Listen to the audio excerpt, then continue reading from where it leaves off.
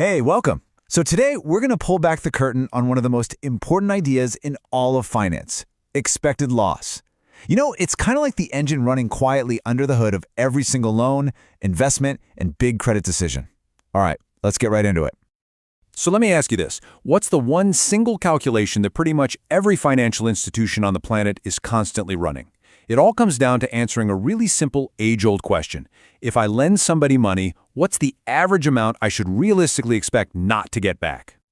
And that question leads us straight to our first big idea, the price of risk. Because you see, every loan, it doesn't matter how safe it looks on paper, has this kind of hidden price tag, a price for the chance that something could go wrong. Think about it like this. You've done this. When you lend a friend, say, 20 bucks, you do a quick little calculation in your head, right? Are they good for it? Do they have a job? You're basically weighing the risk. Well, banks do the exact same thing, just, on a way bigger scale and with a super precise formula. And the result of that formula is what we call expected loss. It's the average loss a lender can anticipate on one loan or even their entire portfolio. Now, here's the key thing to get. This is not a guess, and it's not the worst-case scenario either. It's the statistically probable average loss that a bank has to account for before they even think about lending a single dollar. It's a cost of doing business. So how in the world do they calculate this price of risk? Well, it turns out there's this really elegant, surprisingly simple formula that the entire financial world relies on to measure and manage it all. And there it is. Just three little components, all multiplied together. PD times LGD times EAD. This formula is the absolute heart of credit risk. And each of those letters represents a different lever that a lender can pull to protect themselves. So let's break down what each one actually means. Okay, so we're going to deconstruct this thing piece by piece, because if you can understand these three components, you'll understand exactly how lenders think about, how they manage, and ultimately how they price the risk they take on every single day. First up, we've got PD. That stands for probability of default, and it's pretty much exactly what it sounds like. What are the odds that the person or company who borrowed the money just won't be able to pay it back? This number is tied directly to things like their credit score, the health of their business, you name it. But what's really cool is that banks aren't just sitting back and accepting this number. No way. They actively manage their PD. And how do they do that? By being picky. They can choose to lend to companies with great credit ratings. They can focus on really stable industries. It's all about making smart bets from the very beginning. All right, let's move on to the next piece of the puzzle, LGD, or loss given default. So let's imagine the worst has happened. The borrower defaulted. Now what? LGD answers the next big question. Okay, of all the money we lent out, how much is actually gone forever? It's the total loan minus whatever the bank manages to claw back. And just like with PD, lenders have ways to control this. This is where collateral is huge. If the borrower can't pay, the bank can sell off a building or equipment to get some of its money back. It's also where things like third-party guarantees come in, or they can structure the deal so they are first in line to get paid back if the company goes under. It's all about building a safety net. And that brings us to our final piece, EAD, or exposure at default. Honestly, this is the most straightforward one.